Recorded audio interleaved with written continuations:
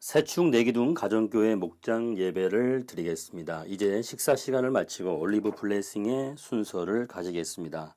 제 아들 애플이가 이번 한 주 동안 감사했던 일을 애플이를 대신해서 말씀드리겠습니다. 이번 주 애플이가 감사한 일은 이번 주에 겨울 방학을 맞이한 것입니다. 더 이상의 코로나 감염 없이 안전하게 겨울 방학이 시작되어 감사합니다. 애플이의 기도 제목은 겨울방학 동안 보람있게 시간을 보내는 것입니다. 여러분들의 자녀들은 어떤 기도 제목이 있습니까? 이 시간 우리 목장에서 자라나는 자녀들을 위해서 기도하겠습니다.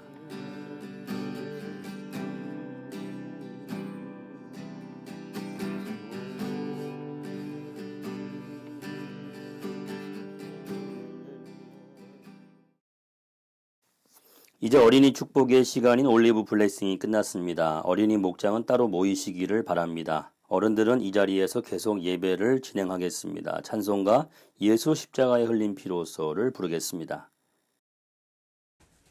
예수 십자가에 흘린 피로써 그대는 씻기어 있는가?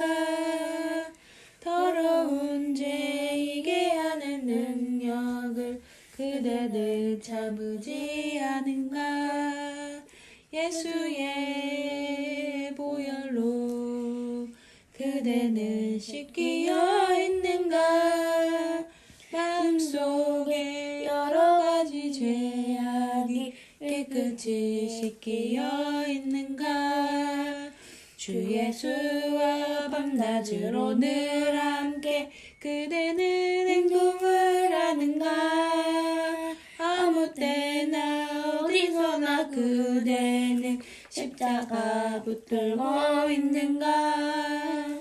예수의 보혈로 그대는 씻기어 있는가? 마음속에 여러 가지 죄악이 깨끗이 씻기어 있는가? 주님 예수 다시 올 때 그대는 영접할 예복이 있는가? 그대 몸은 거룩한 곳 천국에 들어갈 준비가 됐는가? 예수의 보혈로 그대는 씻기어 있는가? 마음속에 여러 가지 죄악이 깨끗이 씻기어 있는가? 모든 죄에 더러워진 예물을 주 앞에 지금 다 벗어서 샘물같이 솟아나는 보혈로 눈보다 더히게 씻으라. 예수의 보혈로 그대는 씻기어 있는가? 마음속에 여러 가지 죄악이 그릇이 씻기어 있는가? 지난주 말씀을 요약하겠습니다. 지난주 말씀은 제자는 과연 어떤 사람인지, 제자는 어떻게 만들어지는지, 그리고 제자가 배우고 전해야 할 것은 무엇인지 알아보았습니다. 제자의 특징은 전수입니다. 제자는 전수하는 사람입니다. 제자는 예수님의 사역과 예수님의 성품을 전수합니다. 제자를 만들어내는 방법은 먼저 가야 하고 영혼을 구원하여 세례 또는 침례를 주고 가르쳐 지키는 제자로 만들어야 합니다. 현대교회는 제자의 특징을 잘 알고 제자가 전수해야 할 것, 그리고 제자를 만드는 일에 전념해야 할 것입니다. 이번 주 말씀은 교회 회원에 대한 내용입니다. 우리 교회가 속한 교단의 특징을 알아보는 시간입니다. 저는 감리교단에 속해 있는데요. 감리교단이 어떻게 시작되었는지를 알아보면서 감리교회 특징을 알아보겠습니다. 교단의 특징은 무엇보다 교단 이름에 잘 나타나 있는 것 같습니다. 침례교의 특징은 침례교라는 단어에, 장로교의 특징은 장로라는 단어에 담겨 있습니다.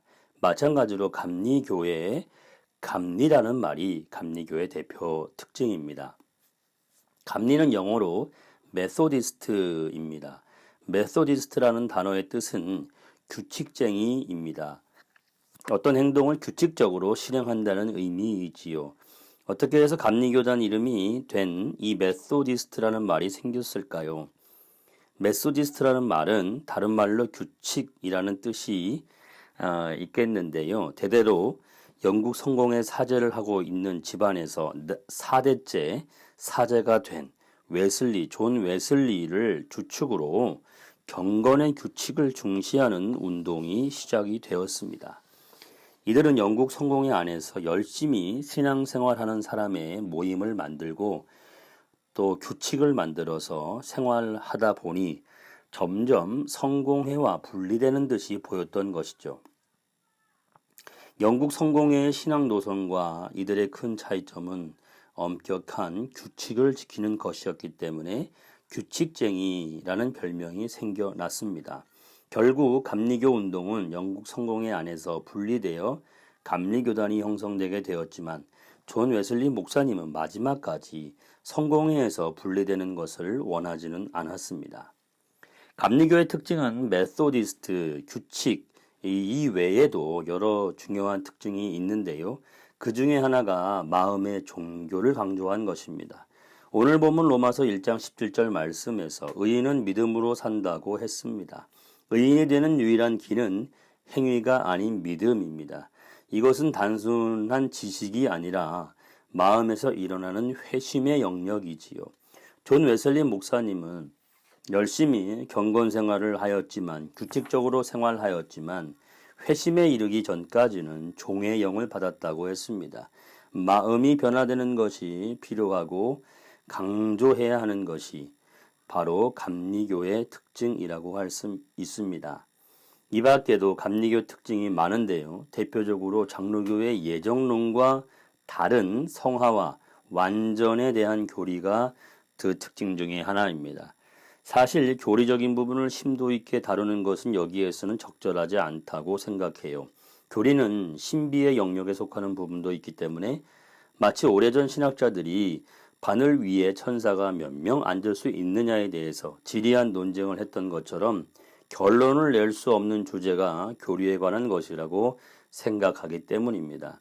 사실 감리교 운동이 시작되던 시기의 영국은 사회 경제적으로 매우 혼란했던 시기라고 저는 알고 있습니다.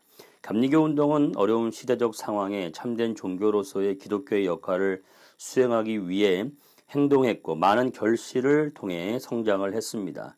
교리보다 더 중요한 것은 교리로 인해 어떤 행동과 어떤 결과들을 가져올 수 있는가 이런 점이라고 저는 생각합니다. 감리교는 교리가 없고 또 표준설교가 감리교 신학의 뼈대입니다. 설교가 교리와 다른 점은 시대에 선포되는 메시지이기 때문입니다. 메시지는 현실에 대한 분석과 미래에 대한 비전을 다루어야 합니다. 저는 이런 면에서 볼 때 감리교의 가장 큰 특징은 시대를 향한 하나님의 뜻을 분별하고 실천하기 위해서 제2, 제3, 제4의 감리교 운동을 일으킬 수 있는 유연성이라고 생각합니다. 이 점이 제가 감리교를 좋아하고 사랑하는 큰 이유이기도 합니다. 오늘은 감리교단에 대해서 간략하게 알아보았습니다. 메소디스트, 규칙쟁이라는 뜻의 교단, 그리고 마음의 종교, 그리고 예정론이 아닌 성화와 완전에 대한 그런 교리, 그리고 교리보다는 설교가 매우 중요한 설교가 신학의 뼈대가 되는 교단. 이 감리교단은 영국 성공회 안에서 열심히 신앙생활을 해보자는 운동이었습니다. 경건의 모양만 있는 신앙이 아니라 경건의 능력을 갖춘 신앙생활을 해보자는 운동이 발전하여 미국 감리교, 한국 감리교를 이루었습니다. 아무쪼록 한국 감리교단이 감리교단의 본질인 경건한 신앙, 열심 있는 신앙을 계승 발전시킬 수 있기를 기원합니다. 이 시간에는 한 사람씩 한 주간의 삶을 나누도록 하겠습니다. 저부터 한 주간 감사했던 일과 말씀 적용했던 일, 그리고 전도 대상, 기도 제목을 나누겠습니다. 저에게 이번 주 감사했던 일은 병동에서 자그맣게 송년회를 하며 한 해 동안 수고에 대해 서로를 칭찬하는 시간을 가진 것입니다. 코로나로 인해서 어려움이 많았던 한 해였지만 서로를 격려하며 내년에는 좀 더 좋은 환경이 펼쳐지기를 기원하는 시간이었습니다. 한 주간 말씀을 적용했던 것은 제자는 전수하는 사람이고 전수해야 할 것은 예수님의 사역, 예수님의 성품이라는 사실을 기억하는 한 주였습니다. 성령님이 오신 목적은 바로 예수님의 사역과 예수님의 성품을 전수해서 제자를 만들기 위함이라는 사실을 오랫동안 묵상해 보았습니다. 성령님의 은사를 구하는 것이 제자를 만들기 위함인데 성령님이 오신 목적이 바로 제자를 만들기 위함인데 그동안 저는 목적을 잘 알지 못했던 것 같습니다. 분명한 목적을 가지고 성령의 은사를 강구해야 함을 배우게 되어서 참 감사한 한 주였습니다. 제가 복음을 전하고 싶은 대상자는 환자분들이 우선 대상입니다. 호스피스 입원 환자분들에게 복음을 전하고 예수님을 잘 전할 수 있는 사역자가 되기를 기도합니다. 그리고 제가 복음을 전하고 싶은 분은 예수님을 영접하지 않은 가족들, 친척들입니다. 가족들 한 사람 한 사람 기억하면서 기도하려고 합니다. 저의 기도 제목은 목장 식구들, 특별히 어린이들이 예수님처럼 키가 커가며 믿음과 지혜가 자라기를 기도합니다. 또한 목회자로서 사역자로서 건강을 잘 지킬 수 있기를 기원합니다.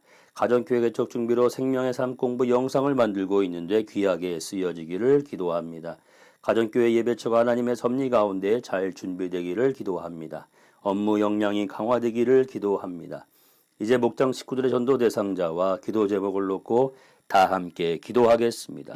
주님께서 여러분의 가정과 자녀들 그리고 직장에서 참된 주인이 되어 주시기를 축복합니다.